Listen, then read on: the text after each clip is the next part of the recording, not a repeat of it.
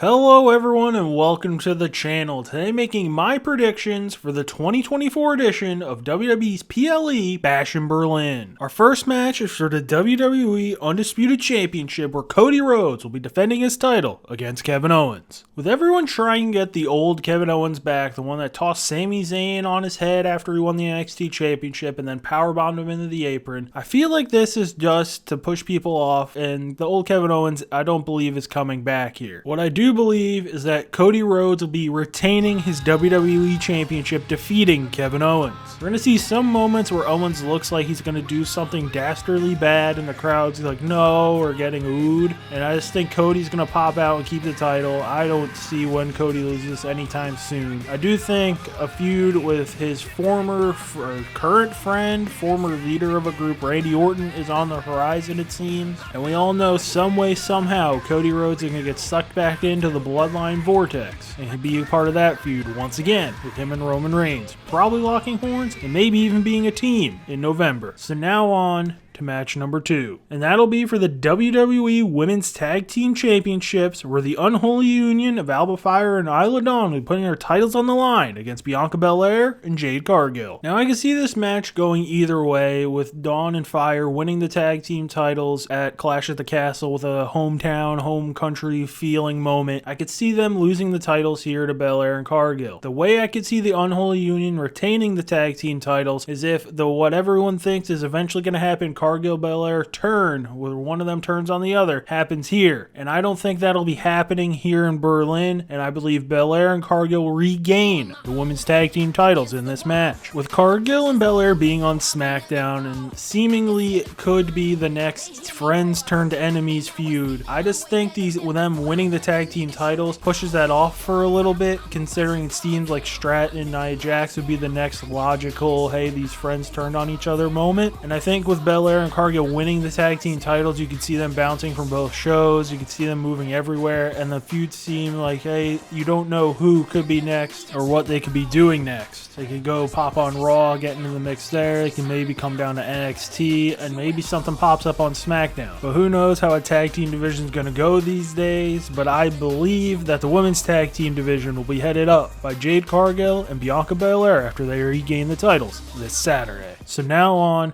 to match number 3, and this is our PLE hype video that'll be up tomorrow at 9 a.m. and this is a strap match where we'll see CM Punk take on Drew McIntyre. Now, after their divisive match at SummerSlam in the battle of wrist control here, where they were going after a bracelet last PLE and now they will be joined together at the wrist, I think that CM Punk will get his first win in WWE since returning here in Berlin. I think Punk gets the win in this match because I think they're getting another matchup probably at the next show at Bad Blood. People are rumoring the Hell in a Cell, which Punk will have to probably apologize to that guy who told to get that fantasy shit out of here. But I think with those Rollins out after he was attacked by Bronson Reed, getting hit with 38.5 million tsunamis, which after the first 2 or 3, can we just roll the guy out of here? It seems like we've established this. Like, get him out. That'll be where Rollins is more than likely going to be heading when he returns, and then Punk will have to do something in the meantime before his inevitable clash with Rollins that maybe it just gets put off, and that's the Mania match, because I don't see either of them being in the title picture for right now. And I think with Punk and McIntyre doing one more match, that'll be the big blow off that can point everyone into the direction where they're going, whether Drew's going up to see whoever the World Heavyweight Champion could be, or facing off with someone else who's had past history with McIntyre. But I feel like in Berlin, Punk will win and probably get his